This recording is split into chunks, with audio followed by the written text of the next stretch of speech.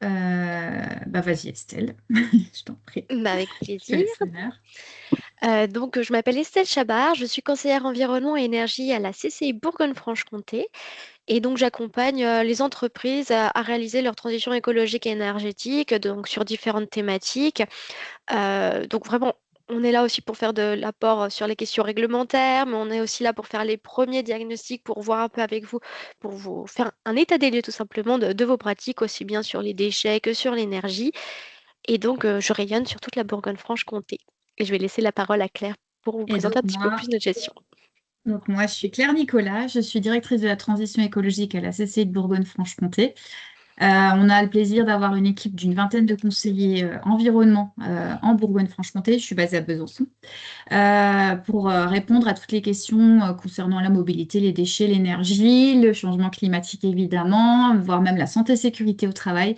C'est extrêmement riche et voilà, c'est un plaisir parce qu'on voit beaucoup de choses différentes. Sans transition, donc, pour vous dire juste deux mots sur notre contexte, merci Sandrine pour votre confiance et on est ravis de participer cette série de webinaires. On travaille au niveau des CCI en France, donc même si nous on est basé en Bourgogne-Franche-Comté et qu'on pourra répondre à vos questions évidemment, vous pourrez aussi vous tourner vers le réseau des conseillers environnement des CCI de vos régions. Et on a mis en dernière page du support tous les contacts voilà, pour vous adresser à eux et avoir les réponses localement. Et nous, on travaille en tant que CCI avec tout un réseau national ou local. Évidemment, l'ADEME, l'Agence de la transition écologique, est un acteur très très présent pour nous et important. Les agences de l'eau de plus en plus aussi sur ces questions, évidemment, de la sobriété hydrique et même du changement climatique. Vous voyez quelques logos là. On travaille évidemment aussi avec nos collègues des chambres de métiers, de l'artisanat et des chambres d'agriculture. L'AT2E, c'est l'association technique énergie-environnement qui propose des programmes nationaux sur les certificats d'économie d'énergie notamment, et tout ce qui est biogaz et autres. Les conseils régionaux et les agences régionales de biodive. Voilà, je ne vais pas tous les citer parce que j'en oublierai, mais voilà, tout le monde travaille main dans la main pour vous aider, vous, entreprise, sur votre transition. Et sans Et, transition. et on va laisser du coup Sandrine activer le petit sondage. Donc, normalement, vous allez avoir à apparaître une fenêtre, pardon, sur votre écran qui vous permettra de répondre en indiquant les mots auxquels ça vous évoque, l'éco-responsabilité. Si vous, au cas où vous ne voyez pas cette petite fenêtre apparaître, vous pouvez aussi la retrouver dans la rubrique conversation pour pouvoir y répondre. Celle-là, tu la vois, Je la la fenêtre, vois. c'est bon. Alors, est-ce que tout le monde la voit ou Alors, il pas? y a deux questions. Oui, il y a la deuxième aussi Attendez. question. Ouais. On va anticiper un petit peu, c'est pas grave. La deuxième question sera que vous pouvez faire avec les petites flèches. Et c'est est-ce que vous avez aussi des idées d'action à mettre en place dans votre entreprise? J'espère Je que ne vous sais pas si vous voyez. les voyez ou pas, sinon je les Parce que refais. comme je vois qu'il n'y a pas de réponse, à mon avis, moi j'ai essayé de Non. répondre. Et Ouais. ben, je vais faire la même chose que tout Ouais. à l'heure, c'est pas grave. On va le Oui, faire oui. en live. Hop, ce n'est pas gênant. Je crée un petit sondage rapidement et elle va apparaître dans les 2 petites secondes. Hop. Est-ce que cette fois vous la voyez? Oui, c'est bon. Ok. Et bah c'est parfait. Pardon. Je reviens parmi vous.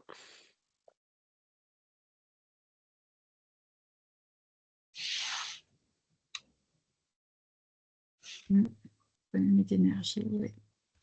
Je te laisse rebondir, Claire, comme ça moi Ouais, je ouais. prépare la deuxième petite question pour tout à l'heure. Ah, super, j'ai plein de réponses là d'un coup. Attention. Oui, beaucoup de choses autour de l'énergie, la sobriété énergétique, des consommations, respect des économies, l'impact, ouais. Le respect, ouais, bien. Ouais, 15 réponses. Impact énergétique, oui. Moi, il y a beaucoup d'impact, ça ressort. Le numérique, super, c'est des sujets qu'on va voir ensemble. Les déchets. le tri. Et il y a du coup Lucie qui se permet de répondre dans la Ah conversation, oui, un engagement pour la nature. Tout à je fait. vais essayer de l'ajouter. Mhm. Si vous ne le voyez pas, je le mets pour vous. Ah non, ça a marché. Réservé aussi, du coup, un peu en lien. Ouais. Mhm. Ah bah super. 28 réponses. Merci. Génération. C'est important. Citoyenneté. Ouais. Eh ben super. Je vous propose, on garde la deuxième question du coup pour le deuxième temps. On va Voilà, je rebondir du prends coup juste les dessus. 30 réponses. Ouais, je t'en prie, vas-y. Du coup, en fait, on vous a remis aussi la définition de ce que c'était l'éco-responsabilité. Donc, c'est une définition qu'on peut tous avoir, puisque ça vient de Larousse. Donc, tout simplement, l'éco-responsabilité, c'est défini comme quelque chose qui cherche à intégrer des mesures de protection de l'environnement dans ses activités et ses principes. Donc, vous l'aviez bien dit, vous avez donné des super mots-clés. On retrouve l'environnement, on a aussi le côté préserver, action individuelle aussi, bien sûr. Ça peut être aussi bien chez soi qu'en entreprise. Donc, c'est très important et vous avez à peu près tout cité. Mm. On va rentrer également dans le vif du sujet en vous proposant du coup une première partie où on va vous donner quelques chiffres clés, quelques définitions pour que qu'on puisse avoir les mêmes termes tout au long de la présentation. Et donc, je ne vais pas rentrer forcément dans le détail. Comme disait Sandrine, les diapos sont des fois très riches. Le but, c'est de vous dire que vous avez pas mal de ressources qui vous seront mises à votre disposition, et surtout des infographies là, que j'ai pris dans le guide de l'ADEME, Être éco-responsable au bureau. C'est les chiffres de cette année, donc elles sont vraiment mises à jour.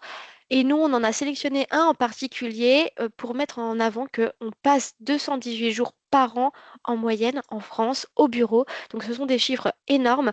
Et il faut bien avoir ça aussi en compte que même en fonction de nos différentes activités, à un moment ou à un autre, on est au bureau pour faire de l'administration. Donc, c'est important aussi de se questionner sur nos pratiques qu'on peut avoir. Mm. Alors, les termes et unités, c'est important. Alors, vous êtes tous, je pense, parfaitement au courant de ce que c'est qu'un gaz à effet de serre ou des gaz à effet de serre. Ce sont des gaz qui retiennent une partie de la chaleur et des rayons du soleil. Et donc, ça fait un effet un peu dôme. Et donc, ils ne peuvent plus être évacués dans l'espace et sont absorbés sur la surface terrestre.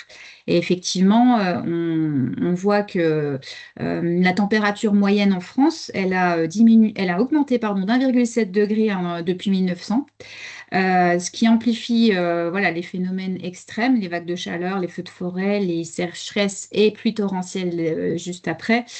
Et ça, c'est des éléments sur lesquels on reviendra lors du prochain webinaire le 15 décembre et qui sera très riche sur l'adaptation au changement climatique. Mais je voulais juste faire un focus sur les gaz à effet de serre. Donc, vous voyez un petit peu la liste des principaux gaz à effet de serre. On retient souvent le CO2, le dioxyde de carbone, pardon, le méthane, le CH4, trouvent leur origine souvent dans les décharges, l'agriculture, l'élevage notamment.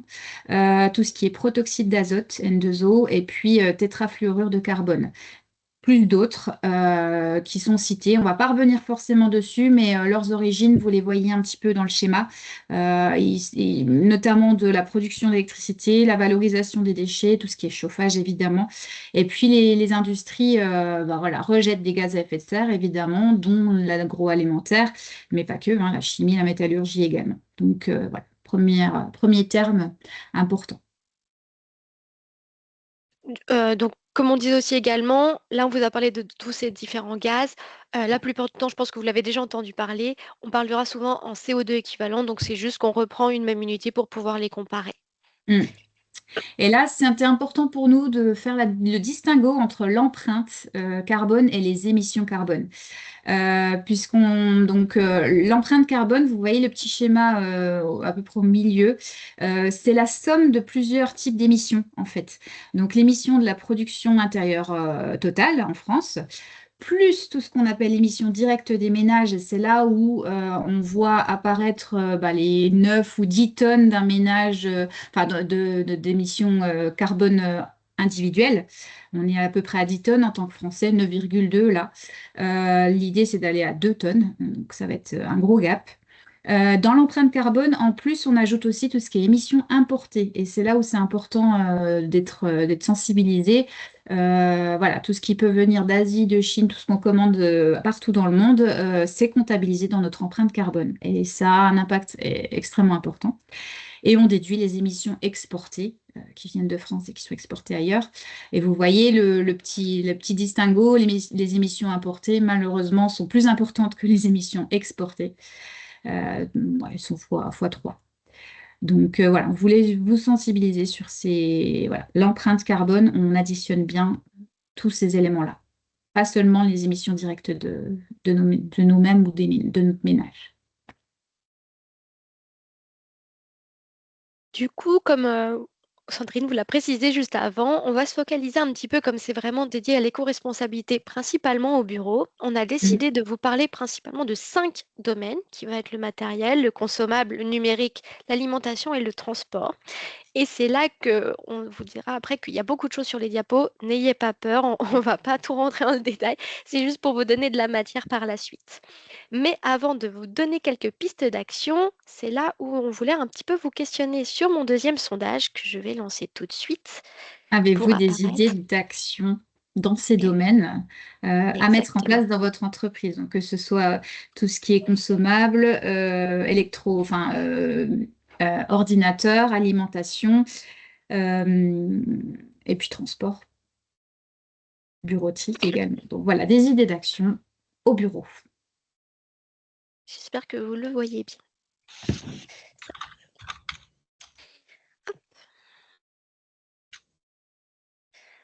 Alors, les premiers mots commencent à apparaître. Il y a Mm. chauffage, bien sûr, climatisation, ça va Ouais. souvent de pair, voiture, covoiturage, Mm. recyclage des papiers, j'ai vu apparaître à un moment. Ouais. Seconde main aussi, c'est intéressant. Mhm. L'impression des mails, on va revenir là-dessus, enfin sur les mails, le poids des mails aussi. Le vélo. Diminution aussi, ça Ouais. c'est bien. Alors, transport vert.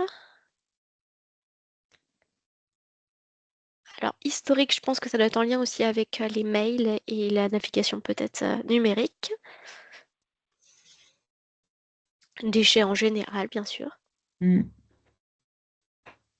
Les Prestataire de choix, repas. effectivement. Les Ouais. choix sur nos achats, surtout, voilà, tout ça, c'est intéressant. Alors, ça, on a donc Emeline aussi qui rajoute l'achat de gobelets plastiques pour remplacer les jetables, consigne Ah oui. chauffage clim. Voilà, donc des choses qui sont mises aussi dans la conversation. Je vais peut-être les rajouter aussi pour que ça J'ai apparaisse. mis les Hop. gobelets. Ok, bah, je mets la consigne de chauffage du coup. Ah, on a beaucoup de réponses là. Vous êtes inspirés. Super. Sur le L'aide temps, aussi. ouais. Le temps, je ne sais pas trop quelle était l'idée là-dessous, ou le mot temps, mais Oups, pardon. n'hésitez pas si vous voulez préciser. Bon, Bon, j'ai passé la 51 diapo minutes. sans faire exprès. Je Ouais. voulais rentrer une autre réponse, mais c'est pas grave. Du coup, c'est là qu'on disait que les diapos sont assez denses, donc on va pas vous parler de tout, mais principalement, elles seront constituées de la même façon. Ça veut dire que sur la partie gauche, vous allez avoir 5 chiffres clés qui pour nous étaient importants de souligner et mettre en avant. Et sur la partie droite, vous aurez plutôt 6 pistes d'action sur lesquelles vous pouvez du coup travailler en interne pour pouvoir donc être un petit peu plus éco-responsable sur sur ces domaines-là. Donc, si du coup on parle maintenant de matériel, donc le matériel, c'est toute la partie aussi numérique, ordinateur, imprimante, mais même des fois aussi du bureau, les choses comme ça.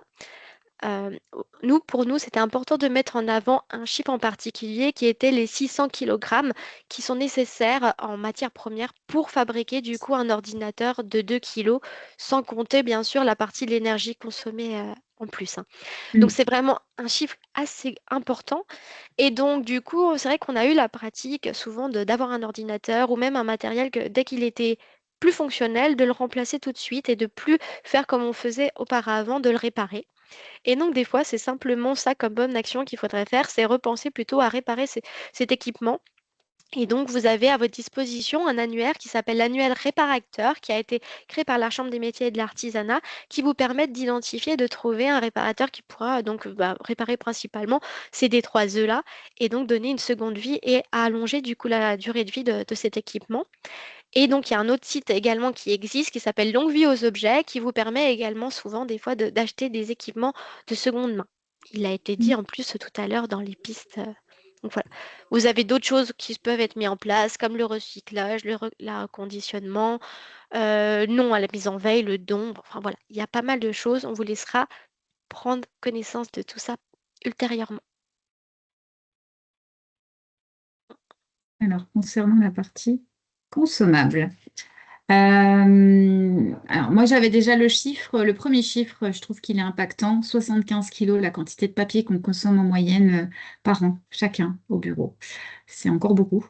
Et le chiffre clé surtout, c'était que seulement un tiers des cartouches d'encre usagées sont triées. Donc il y a encore un petit peu d'action de tri à faire et voilà, de valorisation sur les cartouches d'encre notamment. Et comme bonne pratique, je ne sais pas si vous connaissez la police, notamment Ecofont, donc qui, en fait, qui est constituée de mini trous qui ne sont pas visibles à l'œil humain et qui permettent de réduire jusqu'à 30% la quantité d'encre quand on imprime les documents avec cette police. Et je crois que tu voulais faire aussi une remarque sur celle qu'on a utilisée, Estelle, là. Oui, exactement. Sur nos titres, nous utilisons la police Mhm. Riemann Eco, qui est pareil, en fait, au lieu d'avoir des petits trous, c'est simplement en fait que elle ne... enfin, la police en elle-même n'est pas pleine. En fait, il y a des espaces et donc c'est pareil pour éviter l'impression. Et Voilà, donc, ces polices ne sont pas forcément tout le temps disponibles directement dans vos outils, mais elles sont téléchargeables facilement. Vous pouvez les gratuitement, trouver gratuitement et les ouais. incorporer du coup à vos outils. Mm. Après, sur les achats, effectivement, prendre du papier certifié, PEC, FSC et autres. Voilà. Pour la Mm. partie numérique, on a décidé de vous mettre en avant le fait que 4,4%, c'est la part du numérique dans l'empreinte carbone de la France. Donc actuellement, c'est ce chiffre-là, mais avec l'utilisation de plus en plus grandissante du numérique et de l'IA, à mon avis, ce pourcentage va vite augmenter. Et donc, des fois, c'est bien de se questionner du coup sur nos utilisations numériques. Et donc, on a décidé de mettre en avant tout ce qui peut être lié aussi au mail et en particulier les pièces jointes. C'est vrai que l'envoi d'un mail à destinataire, enfin, pour qu'on envoie à un destinataire avec par exemple une pièce jointe de 1 MO, et ben en fait, quand on regarde son empreinte carbone, c'est 35 grammes de CO2 équivalent, soit près de 9 fois plus qu'un mail sans pièce jointe. Donc, des fois, on peut se poser la question, c'est est-ce qu'on peut vraiment, enfin, est-ce que c'est vraiment nécessaire d'envoyer une pièce, enfin, d'avoir une pièce jointe dans ses mails? Ou est-ce que par exemple, on peut pas, bah, si on est obligé de l'envoyer cette pièce jointe, est-ce qu'on peut pas simplement déjà diminuer la taille de notre fichier en le compressant, faire un dossier zip, par exemple, pour encore plus compresser quand il y a beaucoup de dossiers? Ou alors est-ce que par exemple, ce support auquel on veut envoyer, il n'est pas déjà disponible sur une autre plateforme et on aurait simplement à mettre un lien texte, ou alors d'utiliser des fois, quand c'est vraiment nécessaire, une plateforme dédiée, comme par exemple click.green, green, si je dis pas de bêtises, Claire. Ouais, clip, K-L-I-P, point, green, Voilà. G-R-E-E-N, ouais. Je te laisse peut-être le Qui préciser est une exactement. plateforme de stockage, on en connaît certaines assez facilement, mais Clip.green, elle m'a été recommandée par des entreprises. Elle est éco-responsable et elle a un mode de stockage limité et elle est extrêmement pratique. Donc, vraiment, je vous invite à regarder. Je ne devrais pas faire forcément le pub d'une seule plateforme, mais celle-ci est intéressante. En tout cas, voilà.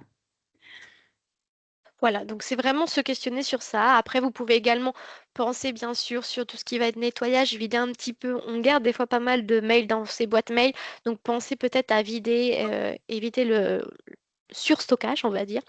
Pareil également sur la veille cache et on pense souvent que bah oui, je laisse mon ordinateur, c'est pas grave, je vais le mettre en veille, ça va beaucoup moins consommer ou pas du tout consommer. Bah en fait non, la veille cachée, c'est qu'un ordinateur, quand il est en veille, il consomme quand même 20 à 40% de sa consommation en marche. Donc c'est aussi important de Mm. pouvoir couper quand, bah, par exemple le soir, de ne pas laisser allumer l'ordinateur toute la nuit.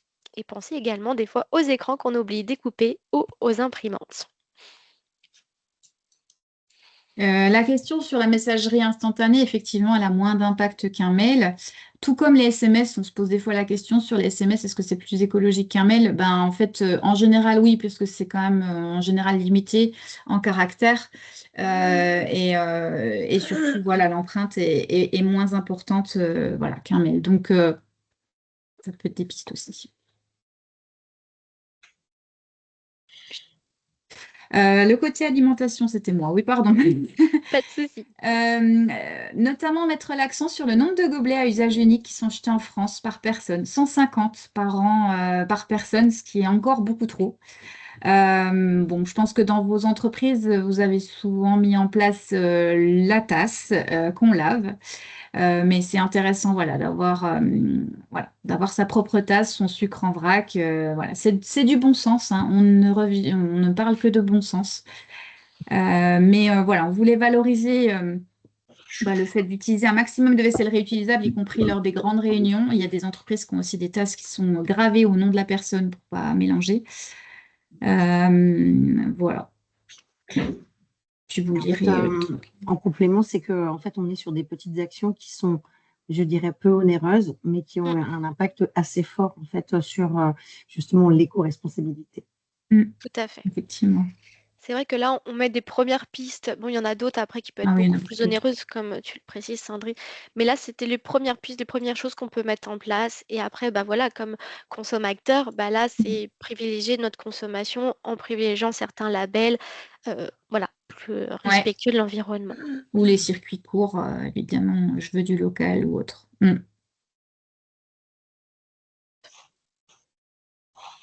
Et pour finir sur nos 5 thématiques, en tout cas là, on va vous parler également du transport.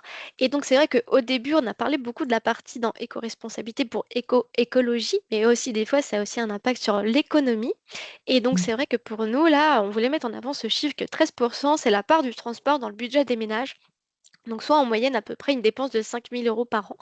Donc souvent c'est associé avec notre véhicule, parce que oui, il faut pas forcément que payer le véhicule, mais il faut mettre de l'essence, faire l'assurance, réparer quand il y a besoin. Donc ça peut vite chiffrer. Et donc des fois, ça devient un petit peu plus onéreux et tout le monde ne peut pas des fois se permettre de payer ces coûts-là. Donc des fois, principalement, en plus, je sais que tout à l'heure, ça a été cité, le covoiturage. Donc c'est vrai que ça peut paraître une première piste, tout simplement, pour pouvoir réduire aussi bien ses émissions et faire des réductions au niveau du budget. Donc ça peut être pas mal. En plus, il y a pas mal de choses qui sont mises en place auprès des entreprises. Ça se voit vraiment maintenant de plus en plus c'est courant de créer par exemple des places sur vos parkings dédiées au covoiturage afin de privilégier cette pratique-là et de le mettre en avant. Mais des fois, c'est pas forcément pratique parce que tout le monde a des fois des contraintes, on doit aller déposer les enfants ou autre. Donc, on peut peut-être penser à d'autres solutions. Il y a le télétravail qui est des fois mis en place et qui est de plus en plus pratiqué dans les entreprises. Après, il faut aussi faire attention au télétravail parce qu'il y a le côté effet rebond avec le numérique qu'on a pu voir avant. Donc, il faut aussi se questionner et voir et se poser la bonne question, qu'est-ce que je peux faire, qu'est-ce qui est le plus impactant pour moi? Sans oublier que vous avez aussi l'éco-conduite qui est de plus en plus une bonne pratique qui permet donc de réduire à tout niveau son émission, ses consommations et puis du coup augmenter la durée de vie également du véhicule. Donc, pardon, je vais un Aspect peu plus vite. réglementaire. Ouais, Ouais. ouais. On va passer à l'aspect réglementaire. On voulait mettre en valeur trois grands types de réglementation. Le tri neuf flux, la filière responsabilité élargie du producteur et puis les bilans d'émissions de gaz à effet de serre. Donc à chaque fois une petite diapo pour vous dire l'essentiel de ces trois réglementations qui sont impactantes. Donc sur le tri neuf flux, tout est sorti lors de la loi AGEC, la loi anti-gaspi et économie circulaire en 2020, qui imposait le tri à la source de 9 types de déchets qui sont listés sur le côté, avec un échéancier, vous avez la frise en bas qui détaille, les derniers étant le tri des biodéchets à partir de décembre 2023, et puis les textiles, les déchets issus du textile depuis janvier là, de cette année. Donc l'idée, c'est vraiment de faire appel à un prestataire privé et de diriger vers une filière de recyclage, de valorisation ces déchets-là. Et un petit point aussi, souvent, donc la plupart du temps, les entreprises le mettent bien en place, fait bien appel à un prestataire, mais oublient des fois de récupérer la petite attestation Mm. 9 flux qui est important. Parce que oui, vous avez mis ça en place, mais par exemple, si vous avez un contrôle ou autre, c'est important d'avoir cette attestation qui valorise en fait que vous avez bien fait appel à un prestataire qui normalement s'engage à revaloriser ces déchets-là. Donc, Les bien faire entreprises sont attention. tenues de tenir un registre de leurs déchets, dangereux comme non dangereux. Donc, voilà, pour prouver à l'administration qu'ils ont suivi une filière réglementaire, enfin, et Exactement. agréée. Aujourd'hui, Géo. Bonjour. Alors, ensuite, le deuxième point. Les Les REP. responsabilités du coup élargies des producteurs, comme tu l'as dit. Donc c'est un petit peu enfin c'est la suite de ce qu'on entendait par pollueur-payeur, hein. Donc ça a été vraiment mis en place également avec la loi AGEC. Et le but c'était vraiment d'impliquer les acteurs économiques à mettre en place et à être responsables donc, en fait, des produits qu'ils mettaient sur le marché tout au long de son cycle de vie, aussi bien du berceau qu'au tombeau. C'est quelque chose qu'on entend assez souvent. Et donc, en fait, la loi AGEC a approfondi, un petit peu harmonisé tout ça. Donc, il y a différentes REP qui existent. Je vais vous les présenter juste après. Mais concrètement, qui c'est qui est concerné? Bah, tous les producteurs qui vont émettre sur le marché un produit soumis à une ou à plusieurs REP, hein. Ça arrive que des fois, vous êtes soumis à deux REP en même temps. Donc, il faut bien faire attention. Et surtout, quand on parle de producteurs, il y a une petite subtilité, c'est le premier émetteur sur le marché français. Donc, ça veut dire que si vous êtes un revendeur, vous n'êtes pas forcément concerné. C'est vraiment le producteur qui va devoir mettre ça. Par contre, si vous êtes le premier émetteur en France, vous êtes aussi soumis. Donc ça, c'est un peu un point à avoir en compte. Et qu'est-ce que vous devez faire en tant que producteur? Eh bien, tout simplement, il va falloir choisir et mettre en place des actions et donc, soit pour pouvoir mettre en place ces actions-là de revalorisation, de collecte, de traitement, et ben en fait, vous pouvez avoir deux choix qui se proposent à vous. Soit vous êtes plusieurs et vous pouvez structurer un collectif et souvent, en fait, ce qui va aboutir à un éco-organisme. Et après, vous avez simplement à adhérer à cet éco-organisme-là qui se chargera de faire la collecte, la sensibilisation et la revalorisation. Soit vous décidez en main propre, simplement de mettre en place un système individuel et c'est à vous de gérer du coup ces déchets que vous mettiez en place. Il y a un site très bien qui est fait sur l'ADEME qui vous permet un petit peu de faire toutes ces étapes, d'identifier là où les filières, d'adhérer à un éco-organisme si besoin, Mm. d'obtenir votre numéro d'identification unique qui est important et Mm. surtout de pouvoir déclarer après tout simplement la quantité de déchets ou de produits que vous mettez en place sur le marché. Et donc, si je fais un petit focus, ça rentrait pas sur la diapo d'avant, donc c'est pour ça qu'il y a une deuxième diapo. Vous avez toutes les REP qui sont citées là, avec la date de leur parution, tous les liens renvoient. Dans tous les cas, vous avez aussi celui de l'ADEME qui regroupe tout ça.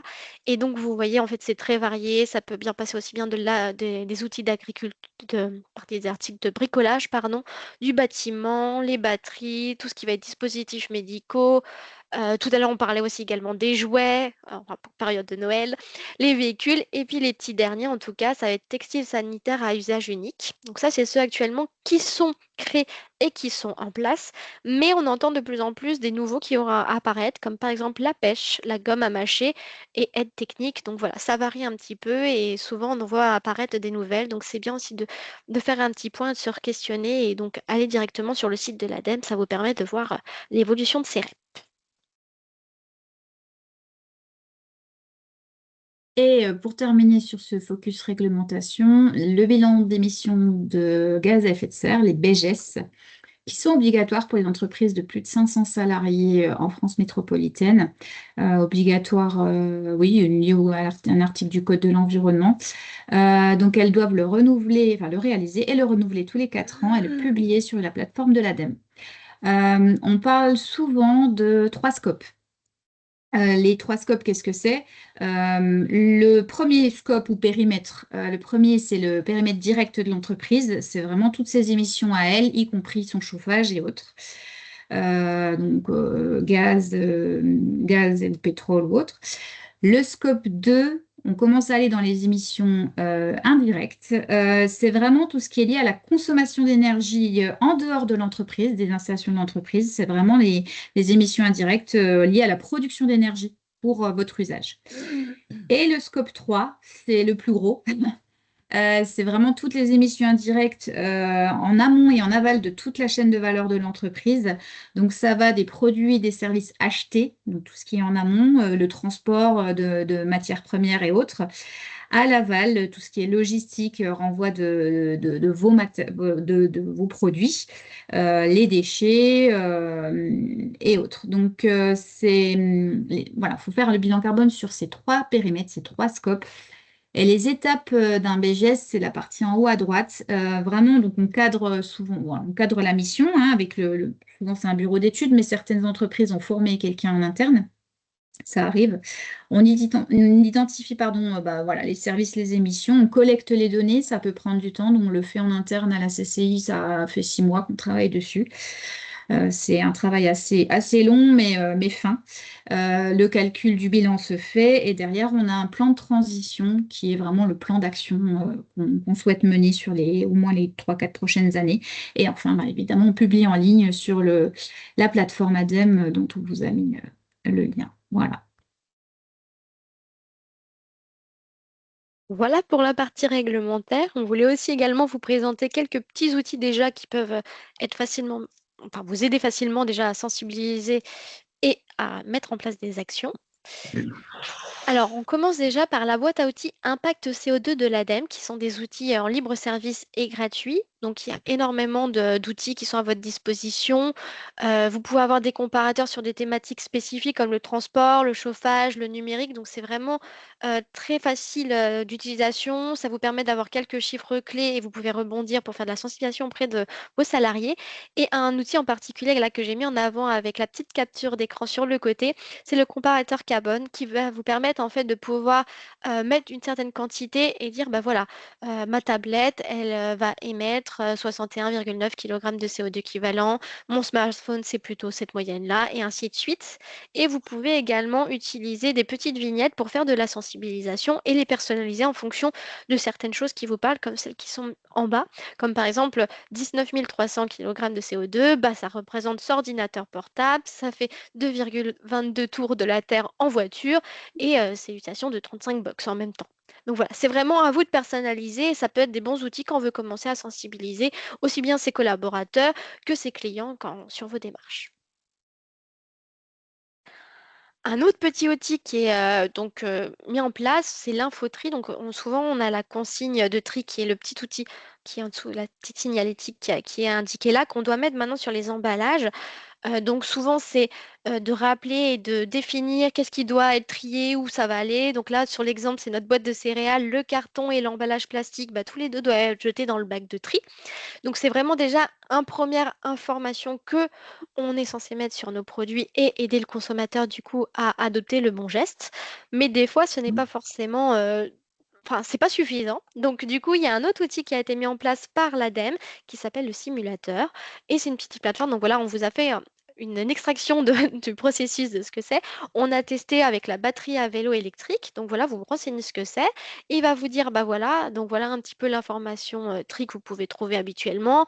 Il vous offre la possibilité de trouver sur une carte interactive le lieu le plus près de chez vous pour pouvoir apporter cette batterie pour qu'elle soit après tout simplement traitée.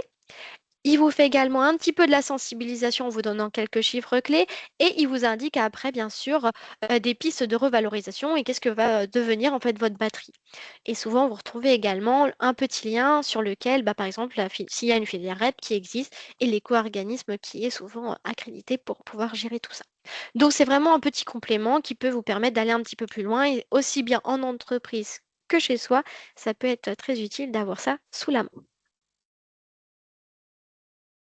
Alors, dernier outil, on voulait vous parler rapidement du Diaglyse. Le Diaglyse, il est élaboré par les CCI pour en fait faire une partie du bilan carbone de l'entreprise. Les CCI le proposent à titre gratuit, enfin sans reste à charge pour l'entreprise sur les 2 premiers scopes. Bon, je l'ai dit, hein, c'est important d'avoir les 3 scopes quand vraiment on doit faire un bilan carbone global. Mais en tout cas, ça permet déjà de montrer, si vous avez des demandes de vos fournisseurs, de vos clients ou autres, que vous lancez la démarche. Donc, vous avez le lien vers la page d'accueil de Diaglise pour dire que vous êtes intéressé. Vous vous enregistrez sur la plateforme et derrière, c'est vous qui indiquez la première étape, c'est vous qui commencez à renseigner au mieux la plateforme. Et je trouve que c'est intéressant parce que ça permet de voir tout ce qu'il y a comme collecte de données dans un bilan carbone. Et surtout, derrière, vous êtes accompagné très rapidement par un conseiller environnement des CCI partout en France qui vous qui vous aide à remplir, à définir le plan d'action à vos côtés. Donc voilà, c'est un outil intéressant. Autre outil quand même que je vais juste dire à l'oral, mais il y a les diagnostics décarbonation de BPI France aussi, qui sont complets et qui sont faits par des bureaux d'études qu'ils ont agréés, qu'ils ont validés eux-mêmes côté BPI. Donc voilà, c'est deux types d'outils pour votre bilan carbone. On entend de plus en plus parler, au-delà du bilan carbone de l'entreprise, de demande de bilan carbone produit. Je pense que ça va être vraiment quelque chose qui va prendre de l'essor énormément. On a des fromageries notamment qui vendent au GMS qui nous en parlent. Elles ont ces demandes et c'est extrêmement lourd à renseigner. Et voilà. Donc, à suivre. Sandrine, je te laisse peut-être rebondir sur tes outils. Tout à fait. Pardon, tout à fait. J'avais laissé le message, pardon, le micro coupé. Donc oui, effectivement, au-delà des outils déjà développés, que ce soit par les CCI ou même certaines chambres de l'agriculture, donc Ocapiat a œuvré sur différents outils pour accompagner les entreprises, quel que soit le secteur. Donc avec une page dédiée à la transition écologique, où vous avez vraiment les aspects réglementaires, comment être accompagné et ensuite réaliser effectivement les formations. Un outil qui est arrivé donc en février 2025 est tant attendu, et n'hésitez pas si vous ne l'avez pas encore fait, donc l'autodiagnostic transition écologique qui vous permet de faire un état des lieux à l'instant T de votre entreprise sur les différents aspects liés à la transition écologique. Et derrière, vous avez un accompagnement individualisé auprès de vos conseillers entreprises et qui derrière pourront faire le relais avec soit nos partenaires ADEME, AT2E ou même CCI ou Chambre d'agriculture. Et puis, bien sûr, nous avons, donc pour ceux qui, je pense que vous connaissez, donc toute la partie offre régionale avec notre catalogue régional, mais bien sûr, les formations qui sont en au-delà du catalogue régional, dont notamment donc, compétences d'avenir, qui est vraiment très axée sur la partie transition écologique, mais vous avez également donc Boost compétences, qui permet effectivement que vous puissiez sélectionner une formation et d'avoir une prise en charge au regard en fonction de la taille de l'entreprise.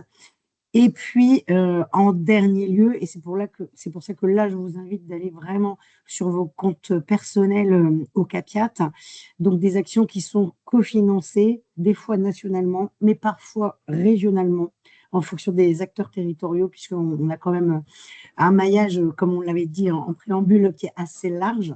Et ça vous permet en fait de pouvoir participer à des actions qui peuvent être régionales et vous permettre de bénéficier de prise en charge et de financement. Super. Plein d'outils en tout cas pour vous accompagner à tout niveau et avec tous les acteurs. Ce qu'on vous propose maintenant aussi, c'est vous faire un retour d'expérience. Et je vais laisser Claire du coup présenter ce retour. On va vous parler de Bourgogne Escargot, qui est basé en Côte d'Or, qui a 8 salariés de bureau et qui fabrique des conserves et des préparations d'escargots. Ça va être la période. Ils ont souhaité lancer une démarche bureau vertueux avec la CCI. Vous voyez le petit label en dessous qui est indiqué. Donc, on a fait l'audit avec eux. L'idée, c'était pour eux de sensibiliser leurs collaborateurs et d'avoir une démarche éco-responsable. Et ils vont être accompagnés sur le tri et la sensibilisation autour des déchets. Beaucoup d'actions aussi sur le numérique responsable. C'était leur souhait aussi. Et puis voilà, des bonnes pratiques d'extinction des appareils qu'on peut oublier quand on est au bureau. Voilà, donc ils vont être suivis par la CCI Et ils ont écrit et validé cette fiche, hein, évidemment, on parle d'eux avec leur accord. Donc, vous voyez un petit peu les forces et les faiblesses de l'accompagnement. Donc, ils souhaitaient être suivis un peu plus longtemps que sur un an, mais oui, on sera à leur côté, il n'y a pas de souci. Ils viennent de lancer leur démarche. Et c'est vrai que comme tu le précisais, donc c'est un label, donc c'est vrai que c'est intéressant de pouvoir avoir une revalorisation pour eux. C'était important de continuer dans cette démarche-là et ne pas faire que le reste. Là, c'était vraiment dédié Ouais. que sur le bureau. Et souvent dans les démarches d'économie d'énergie, on va beaucoup chercher les pistes autour du process de Mm. l'entreprise. Et c'est là où on a le plus d'impact, hein. Mais les personnes administratives, les personnes des bureaux, il ne faut pas les délaisser parce qu'elles ont aussi un impact et elles doivent être intégrées voilà, dans la politique et dans l'action de l'entreprise au global. Donc voilà, c'est une cible intéressante. Tout à fait.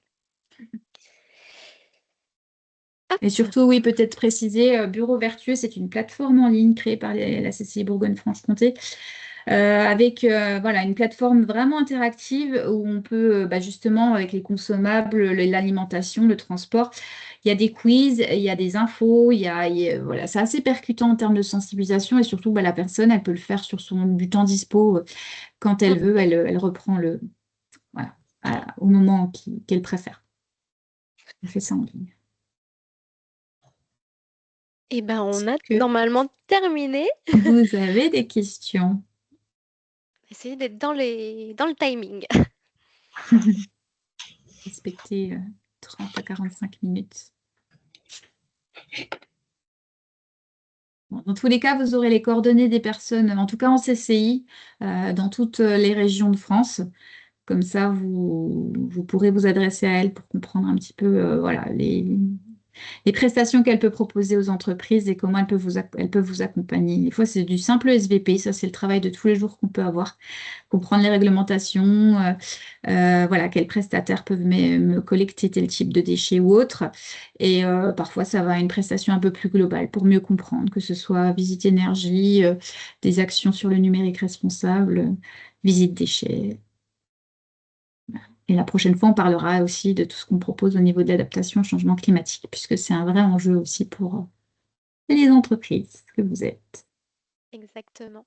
Et du coup, vous avez également, donc après, comme avait dit Et Sandrine, les contacts aussi Voilà. d'Ocapiat. Vous avez aussi nos contacts, donc effectivement par région.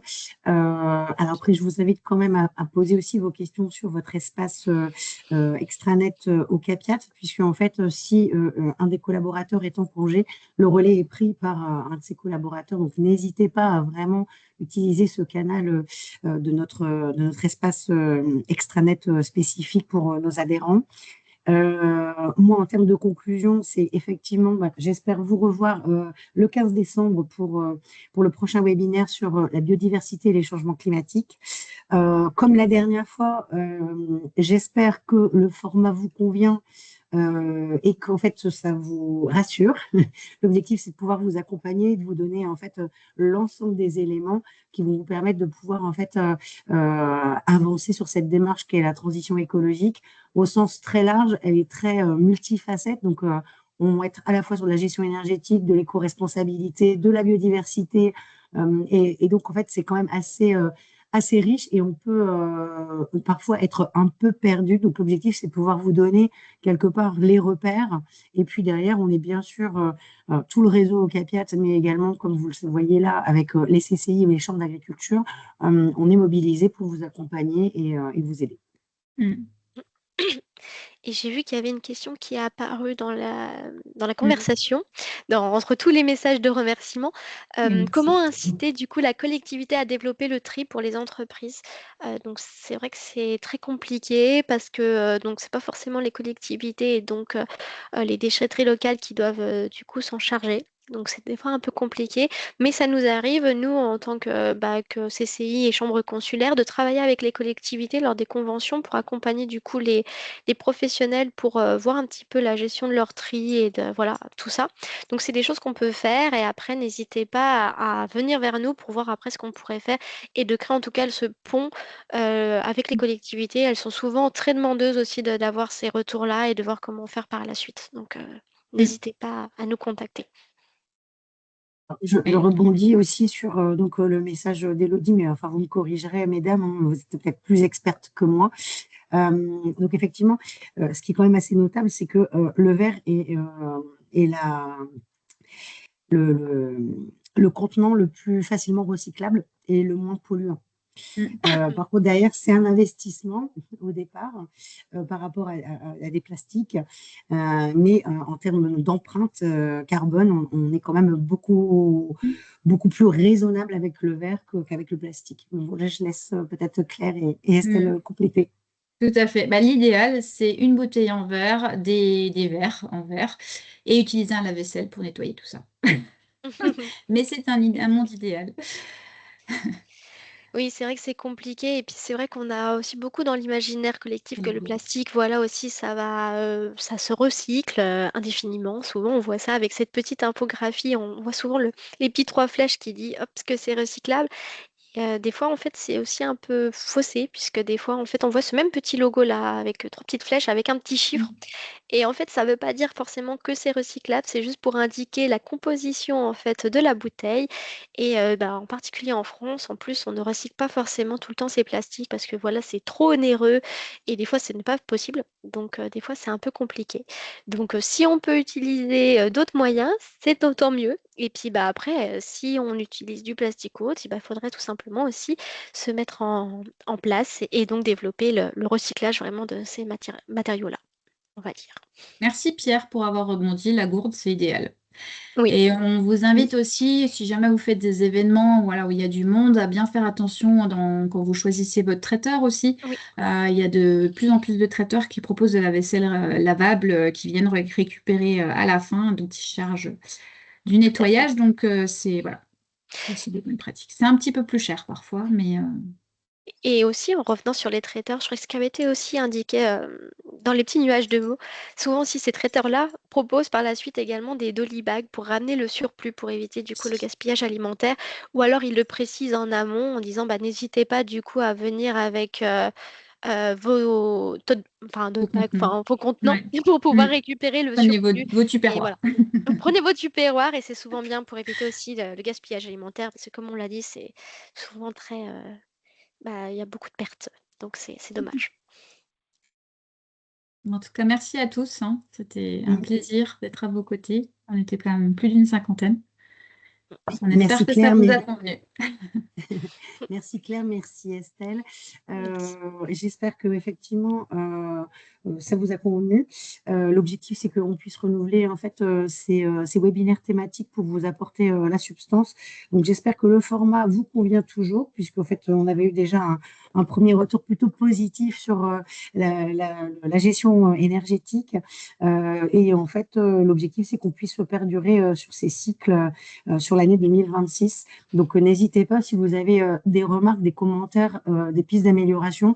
On est toujours dans une démarche, en tout cas moi pour ma part, dans une démarche d'amélioration continue pour Moi aussi. satisfaire au mieux nos adhérents. Donc, n'hésitez pas si vous avez des remarques, des améliorations à apporter, de nous faire vos retours pour qu'en fait on puisse s'améliorer. Et Et je vous remercie pour votre rendez-vous. présence. Ouais. Et rendez-vous le 15 décembre, on vous prépare ça, ça va être super. Eh bien, écoutez, merci à tous. Je vais couper donc l'enregistrement. Et puis, si vous n'avez pas d'autres questions, n'hésitez pas si vous avez des questions, vous